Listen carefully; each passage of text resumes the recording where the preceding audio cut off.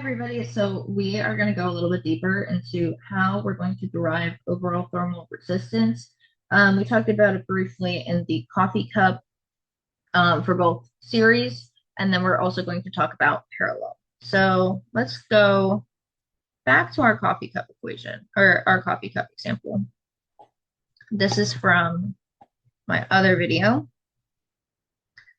of how we can draw out our temperature and time graph showing our insulator, our air, our glass, and our coffee, how the coffee was at a constant temperature, and then heat flows through the glass. It drops once it gets to the insulator, and then it drops even further in the air. So the point that I want to make is that this T2 to T3 is the biggest because the air has the biggest ability, propensity, we're going to say, to affect the thermal conductivity because of the difference in temperature that we have. We know that our Q for coffee goes in this direction, and it is because of convection. Our glass also flows in this direction, and this is flow of conduction. Our insulator is the same as the glass, which is conduction. And our air is Q convection. So what we ultimately want to establish is Q is this driving force. Like it's the thing that moves through all of these. It's the heat. So the heat's moving through. So ultimately we can say this heat is equal to some force that propels it through. So we'll call it a driving force over the total resistance. So how well can it go through divided by what's pushing it in the opposite direction, or the resistance in this case. So let's edit our diagram from what we had previously. We are going to say that temperature 1 is in the coffee. Temperature 2 is the point from coffee in contact with the glass. Temperature 3 is in contact with the glass and the insulator. Temperature 4 is the insulator to the air. And temperature 5 is the air standing by itself. So what we can do is show that our temperature 1 minus our temperature 2, the resistance is going to be the resistance of the coffee. Let's scooch that back a little bit. And then we're going to have temperature 2 minus temperature 3. So that's the side that's in contact with the coffee to the side that's in contact with the insulator. And that's going to be the resistance of the, of the glass.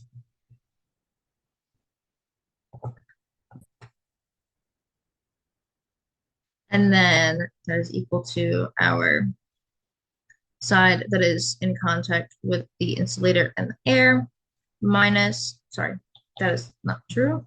That is going to be our T3. So that's glass and insulator to the other side of the insulator, T4.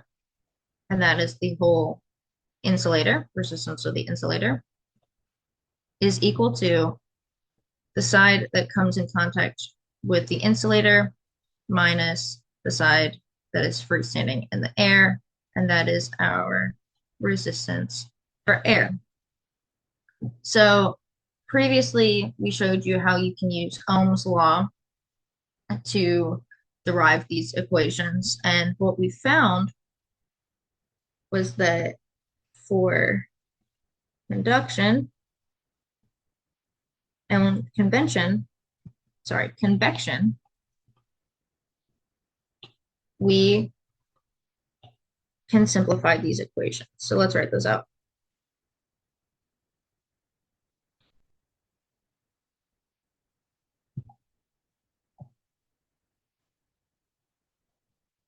So for conduction, it is dependent on the length or the thickness of whatever we have over the thermal conductivity times the area.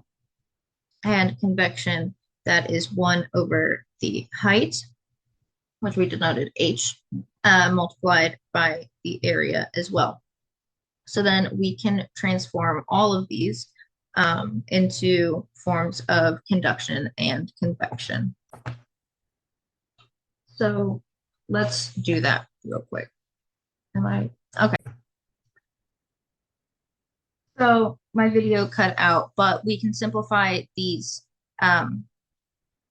into terms of resistance. From our coffee cup example, we found that for conduction, it is length over the negative K times the area, and this will be the term for convection. So we found for coffee, and let's do the other one for convection as well, which is going to be our resistance for our air is equal to 1 over the height of the air times the area. And then we're going to have a resistance for our insulator. Sorry, we're going to do resistance for our glass. I guess it doesn't matter. Is equal to the length of the glass times or over the negative conductivity of the glass times the area. And the same for the insulator. So we have the length of the insulator times the negative thermal conductivity of the insulator times the area. And this is how we can find resistance in a series.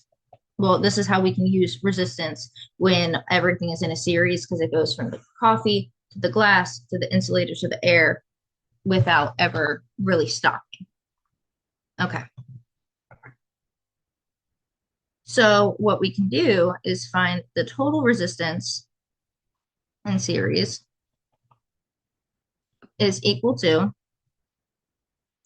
the 1 over H coffee. Let's pull out all the areas actually. So we're going to have 1 over area is equal to 1 over H coffee plus 1 over, let's do glass. So we'll have glass is blue. We have the length of the glass times the negative of the glass plus the length of the insulator, which I think I had as yellow, times over the negative thermal conductivity of the insulator plus the height of the air. Okay. So if we want to relate this back to Ohm's law,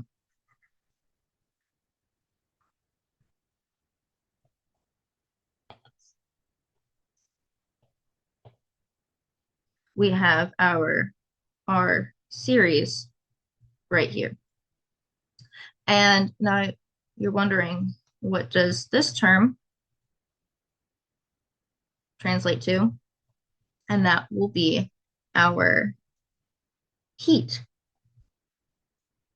times our resistance of our series.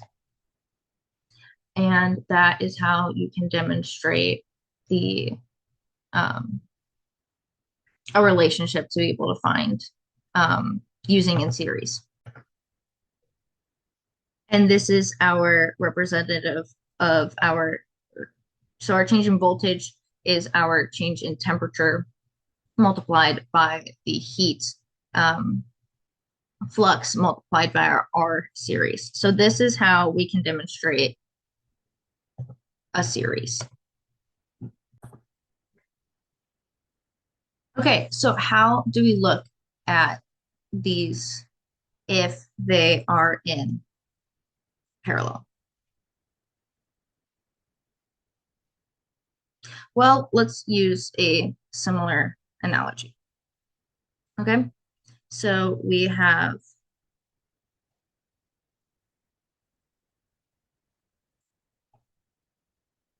glass up here.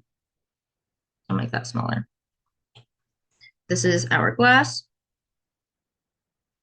and this is our insulator. And then we have our window and our air from the outside. So if this is our window, let's say that our air outside is 20 degrees Celsius, and then our indoor air, let's call it our indoor heat,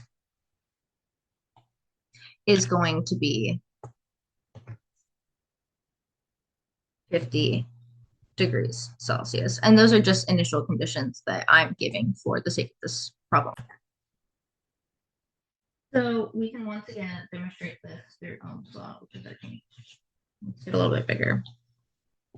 Our change in voltage is equal to our current times our resistor. Now, for resistors in series,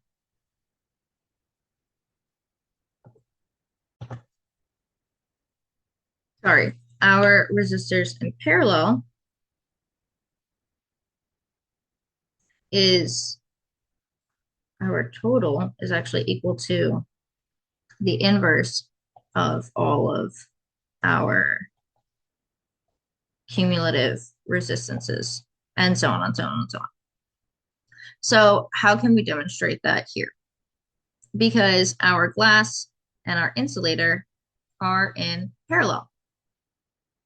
So let's take a look at our Q net, our heat net. We know that the heat net is actually going to be equal to the Q of our glass plus, we'll have glass is blue, and our insulator will be orange. In order to have it flow through, because what we have is it meets through both resistances, so it has to account for both. So our Q glass, or our heat for our glass, is going to be equal to the length of the glass over the negative thermal conductivity of the glass times the area. And so is our insulator going to be equal to the length of the insulator over the negative thermal conductivity of the insulator times the area. Sorry, these are not our Qs. I misspoke. These are resistances, right? That we determined over here, because we know that these two are in parallel. Because, like we determined earlier, our change in temperature from Ohm's law is equal to our Q times our resistances, depending on what they are, if it's conduction or it's convection.